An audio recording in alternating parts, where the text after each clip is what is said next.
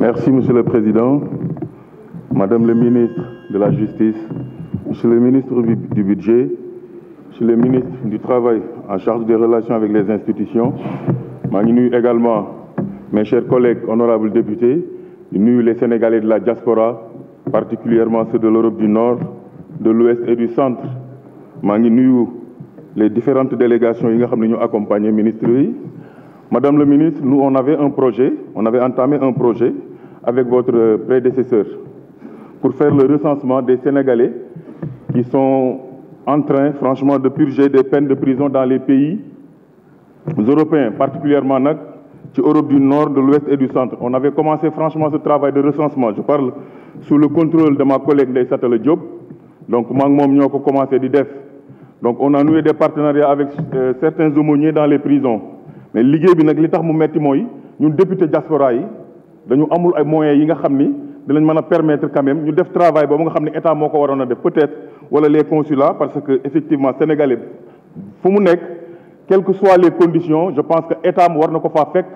jimbali ko jàppale ko parce que gis nañ ñu la situation de ces sénégalais là dans les prisons est la situation est très difficile. Généralement c'est des sénégalais yoo xam ni dañu nekk dans des situations irrégulières. Déjà être dans une situation irrégulière dans un pays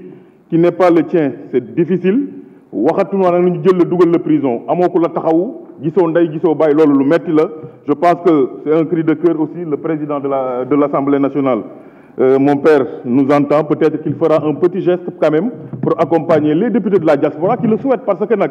même s'il y a des députés de la diaspora qui ne font rien, mais au moins reconnaissons quand même que dans cette Assemblée nationale là am na ay députés de la diaspora xam ni bu ñu taxawee ci pupitre bi préoccupation diaspora bi la ñuy wax ñooñu au moins war nañu yëkkati ay moyens teg ko ci seen loxo pour l'intérêt du supérieur de la nation ñu liggéey sénégalais yi fa ñu nekk. loolu lim ñu permettre mooy ñun bi ñu defee le tour des prisons en France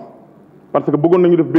Belgique après ñu dem Angleterre Allemagne mais comme je l'ai dit les moyens ne suffisent pas dañu gis ni.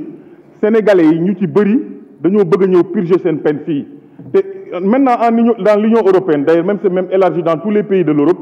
képp koo xam ne dañu la jàpp en Europe mën nga am benn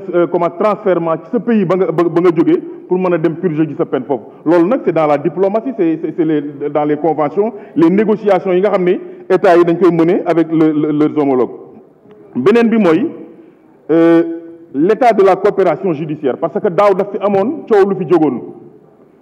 ñu commencé woon di stigmatiser la diaspora ne ñi nga xam ne dañoo nekk ci réseaux sociaux yi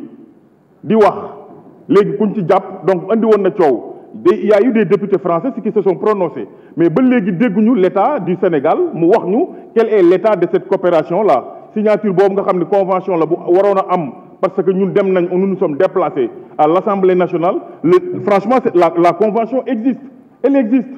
Les commissions à l'Assemblée nationale étaient en France étaient en train d'y travailler mais ici moom gisuma benn réunion boo xam ni fii la commission des lois def na ko à l'Assemblée nationale pour examiner loolu yéen aussi ci gouvernement au sein du gouvernement dégguñu ngeen wax ci dara mais li ñu bëgg a xam mooy il faut que les gens aussi comprennent que la diaspora c'est des Sénégalais yoo xam ni ils ont le droit quand même de se prononcer sur la situation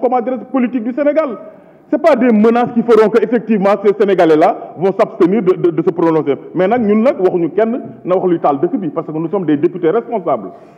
taxaw ci réseaux sociaux di wax lu la neex wala nga koy def ànduñu ci loolu mais vouloir quand même opprimer ou franchement obliger les Sénégalais à se taire sur la situation difficile que travaille notre pays loolu moom kenn du ko nangu leneen li nag mooy la situation des coordonnateurs des maisons de justice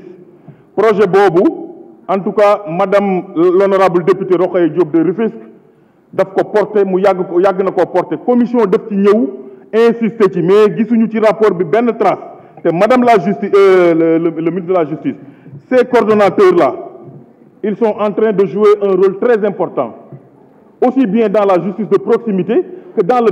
désengorgement des tribunaux parce que am na problème yu bëri yoo xam ni léegi jaratul muy egg ci tribunaux yi ñu koy régler ci maison de justice yooyu dañu bëgg ces coordonnateurs là ñu intégrer leen dans la fonction publique parce que ñu ngi fiy bëgg a yàgg maître Abdoulaye Wade moo ko commencé woon yaakaaroon naa nag comme nee nañ maître Abdoulaye Wade am na doom ju baax doomam ju baax jooju war naa àggale li nga xam ni yéene la mooy yéene ju rafet te maître Abdoulaye Wade amoon ko ci justice bi maa ngi leen di remercier